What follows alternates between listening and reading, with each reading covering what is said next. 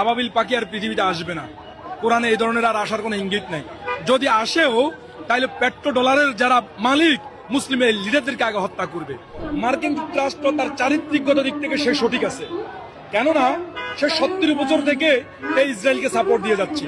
সে ইসরায়েলকে স্বীকৃতি দিয়েছে, ইসরায়েলের জনগণকে ফিলিস্তিনের মাটিতে বসিয়েছে, এটাকে একটা স্বাধীন রাষ্ট্র বানিয়েছে। সে তার নৈতিক জায়গা থেকে রাইট আছে। রাইট তাইলে কারা নেই? রাইট নেই আমরা মুসলমানেরা, রাইট নেই তুরস্ক, পাকিস্তান, কাতার, সৌদি আরব এবং আরব আমিরাতের লিডাররা। এই যে আবাবিল পাখির কথা বলা হচ্ছে, আবাবিল পাখি আর পৃথিবীতে আসবে না। কোরআনে এই ধরনের আর আসার কোনো ইঙ্গিত নাই। যদি আসেও তাহলে পেট্রো ডলারের যারা মালিক মুসলিম এই লিডারদেরকে আগে হত্যা করবে।